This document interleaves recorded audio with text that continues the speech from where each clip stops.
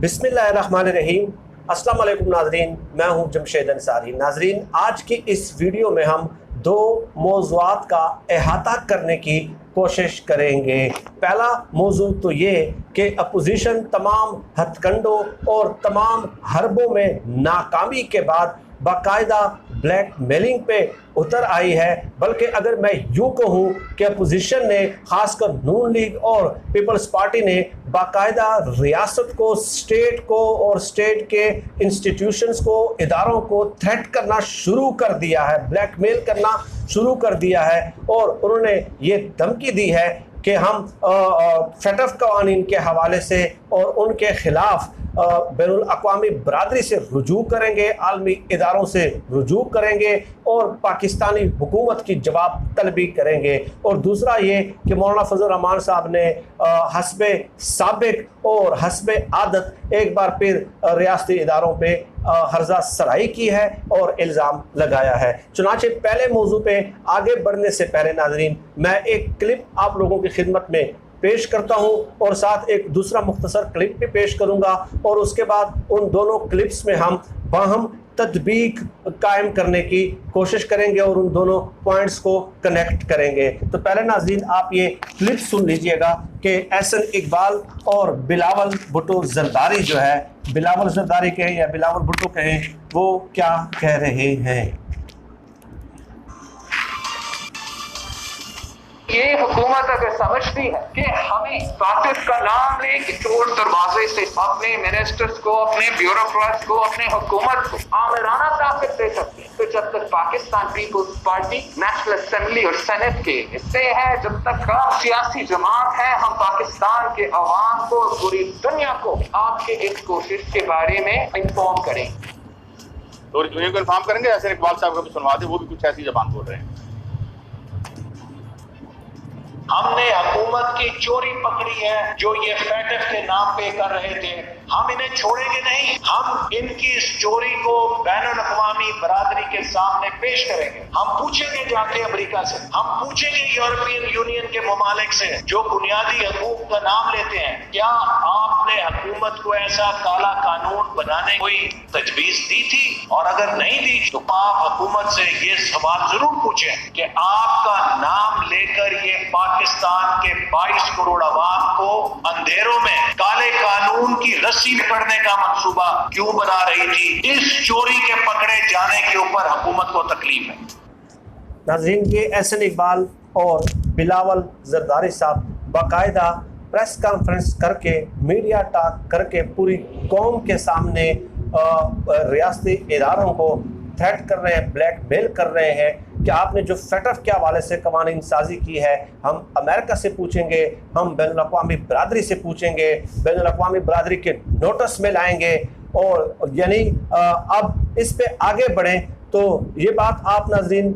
बखूबी जानते हैं कि फेटफ के हवाले से जो कवानीन साजी थी वो पाकिस्तान को ग्रे लिस्ट से बाहर आने के लिए बहुत यानी कि यूँ समझ लें कि वो फ़र्ज़ थी। उसके बगैर पाकिस्तान के पास कोई ऑप्शन ही नहीं था, कोई चारा ही नहीं था, क्योंकि फेटफ के हवाले से उन्होंने जो इंस्ट्रक्शंस की थी और डायरेक्शंस दी थी वो यही थी कि आपने एक मुनासिब, प्रॉपर, अप्रोप्रिएट कानून साजी करके एक इंस्टीट्यूशनल मैकेनिज़्म डेवलप करना है। ये फेटफ ने बाकायदा जो है, उन्होंने बाकायदा डिमांड किया था और साथ ही ये भी कहा था कि आप इनफरादी तौर पे और शख्सी तौर पे चंद अफराद के ख़िलाफ़ और अगर आप एक एक्शन लेते हैं और हमें ये बताते हैं कि हमने फ़लाँ दफ्तर पे छापा मार के उनका असलहा और पैसे वगैरह और उनके चंद कारकुनों को गिरफ्तार कर लिया है, तो ये इंडिविजुअल केसेस हैं, हमें ये नहीं चाहिए।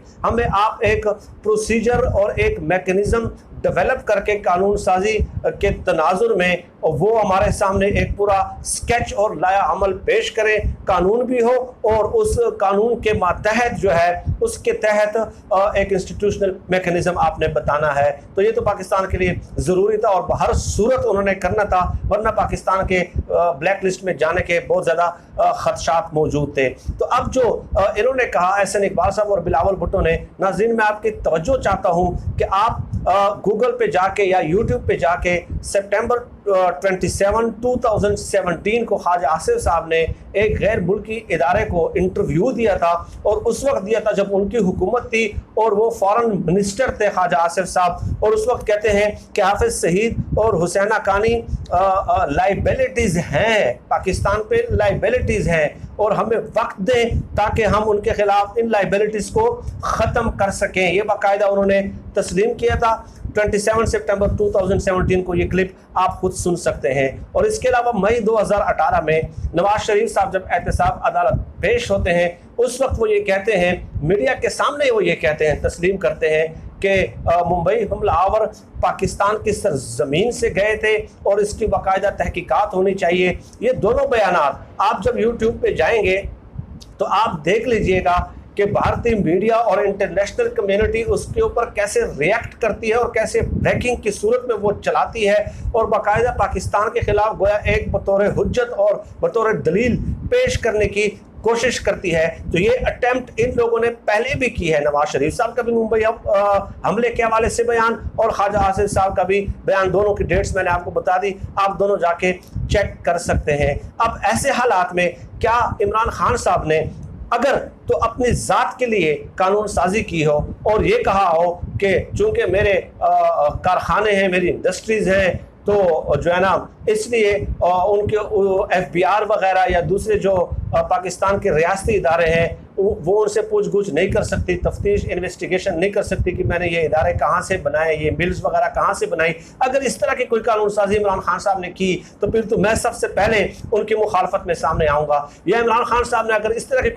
कोई कानून साजी की है कि मैं 10 साल के लिए वज़ीर आज़म हूँ या मैं 15 साल के लिए वज़ीर आज़म हूँ, तो फिर भी बात बनती है। तो जब ये कानून साजी उसकी ज़ात के हवाले से नहीं है, पाकिस्तान की रियासत के हवाले से है, और जो कि एक इंटरनेशनल कम्युनिटी की डिमांड है, तो आप जाके ब्लैकमेल करते हैं सिर्फ इसलिए कि फेडरल कानून में आपको हुकूमत ने जो है ना दर खुए एतना नहीं समझा, आपकी ब्लैकमेलिंग में नहीं आए और आपको चैलेंज किया कि आप साथ दें या न दें। तो फेडरल के हवाले से कानून साजी हम करके रहेंगे, और आप साथ साथ मशरूत कर रहे थे फेडरल के हवाले से कानून साजी को नैब अमेंडमेंट्स के साथ, जो आपने 35 तरामीम का एक मुसवदा और ड्राफ्ट हुकूमत के हवाले किया था, जिसका मकसद ही ये था कि 1985 से लेकर 1999 तक हमारी करप्शन माफ कर दी जाए, और आज जो हमारे ऊपर केसेस चल रहे हैं वो सब के सब जो है ना वो रद्दी के टोकरी में फेंक दी जाए, हमें खुलेआम करप्शन करने की इजाजत दी जाए और मुल्क की मईशत का मजीद सत्यानाश करने की इजाजत दी जाए। आप इस किस्म के तरामीम लाए थे 35, तो हुकूमत ने रिजेक्ट कर दी, मुस्तरद कर दी, और फेडरल के हवाले से कानून साजी भी वो मंजूर कर ली। तो आपको NRO नहीं मिला, तो आप इस कदर तड़प रहे हैं, इस कदर आप एक मुल्क के आप रियासत के सामने आ गए। आप रियासत को यानी फेडरल के हवाले से जो कानून साजी हुई है ये ज़रूरी है, अगर ये नहीं होगी तो पाकिस्तान ब्लैक लिस्ट में जाएगा। तो आप इंटरनेशनल कम्युनिटी के पास जाके पाकिस्तान को ब्लैक लिस्ट करना चाहते हैं। और दूसरी बात यह है नाज़रीन कि इनकी बात, अगर असल मसला इनका क्या है, तकलीफ क्या है कि इनके पास अवामी सपोर्ट नहीं है, अवामी हिमायत नहीं है, अपने वोटर्स और सपोर्टर्स इनके कहने पे बाहर निकल नहीं रहे, मार खा नहीं रहे, इनकलाबी नजरियाती और बागी रैलीज इनसे निकल नहीं रही, मज़ाहमती तारीख ये शुरू कर नहीं सक रहे। तो इसलिए मैं ये सवाल पूछता हूँ कि जब आपके अपने वोटर सपोर्टर्स और हिमायती आपकी बात सुनने के लिए तैयार नहीं है, और आप जो ना एक प्रोटेस्ट को मोबिलाइज नहीं कर सकते और अपने लोगों को बाहर निकाल नहीं सकते, तो जब यहाँ पे आपकी बात नहीं सुनी जाती तो इंटरनेशनल कम्युनिटी की आपकी बात सुन लेगी। लेकिन मैं आपकी इंटेंशन की बात कर रहा हूँ, इनके इरादे की बात कर रहा हूँ, इनकी नीयत की बात कर रहा हूँ कि किस कदर फतूर है इनके नीयत में, और इस कदर एक्सट्रीम पोजीशन पे ये चले गए हैं। इस कदर एक्सट्रीम पोजीशन पे आपसे खुद अपने वोटर्स और सपोर्टर्स संभाले नहीं जाते, अपने लीडर्स संभाले नहीं जाते, और आप जो है ना चले हैं एक इंटरनेशनल अमेरिका से पूछने के लिए, आप फलां से, आप नवाज शरीफ साहब से पूछ सकते हैं कि आप आए वापस, आप बीमारी का बहाना करके हॉस्पिटल में एडमिट होने का बहाना करके आप तो वहाँ पे पार्कों में कॉफ़ी और चाय पी रहे हैं, आप उनसे नहीं पूछ सकते तो आलमी बरादरी से आप पूछेंगे। लेकिन बहरहाल इनकी इंटेंशंस जो है वो बिल्कुल सामने आ चुकी हैं, और इनके जो हकीकी चेहरे हैं वो बिल्कुल सामने रोज़ बरोज डे बाई डे जो है ना वो एक्सपोज हो रहे हैं, अया हो रहे हैं हमारे अवाम के सामने। और ये क्रेडिट भी वज़ीर-ए-आज़म इमरान खान साहब का है। अगर वो इनके सामने सरेंडर कर देते हैं कि आए आपके वो तजावीज़ नैब अमेंडमेंट के हवाले से हम मंजूर कर लेते हैं, आप फेडफ के हवाले से वो दे, लेकिन उनको चूँकि बहुत ज़्यादा तकलीफ़ है और उस तकलीफ़ का इजहार इस प्रेस कॉन्फ्रेंस में डेफिनेटली हो रहा है। और एक बात और नाज़रीन के शहबाज शरीफ साहब ने फजल रहमान साहब के हवाले से कि फजल रहमान साहब को फ़ोन किया और कौमी मुशावरती कॉन्फ्रेंस था, एक कॉन्फ्रेंस थी जो इनकी एक बैठक होती है डेफिनेटली कश्मीर के हवाले से। जो चंद सियासी रहनुमा हैं जो अपोजिशन के हैं वो आपस में बैठते हैं और एक मतलब ड्राइंग रूम में बैठ के, बड़े हाल में बैठ के गपशप लगाते हैं, कॉफ़ी शाफ़ी पीते हैं।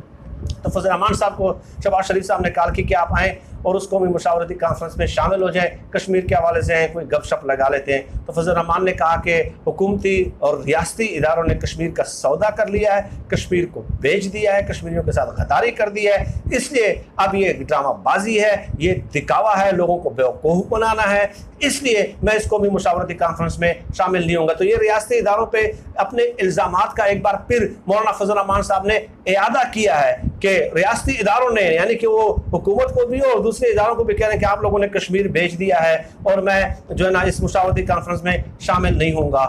अब ये इल्ज़ाम है, इल्ज़ामात का इयादा है। और फजल रहमान साहब के हवाले से तो मैं 3-4 वीडियोज़ की सीरीज़ कर चुका हूँ, तो वो उसकी तकलीफ़ का भी, बेचैनी का भी, उस बेचारे की तकलीफ़ और बेचैनी का भी आप लोगों को एहसास करना चाहिए कि वो किस कदर कर्ब की सिचुएशन में है कि ना उनको हिस्सा मिल रहा है और दूसरी तरफ अपोजिशन उनको इस्तेमाल करके अपने जो है ना बार्गेनिंग कर लेती है। तो मौलाना फजल रहमान साहब जो है ना एक फुटबॉल की मानंद है और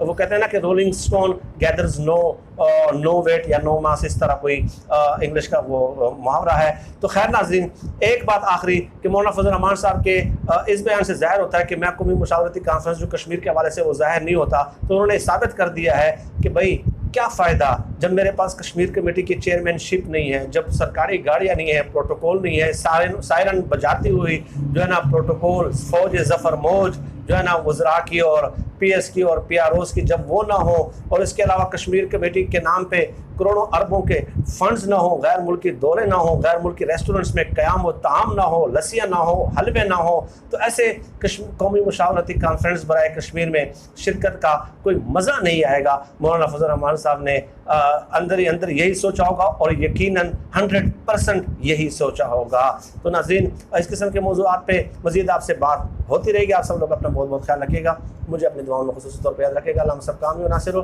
पाकिस्तान जिंदाबाद। अल्लाह हाफ़िज़।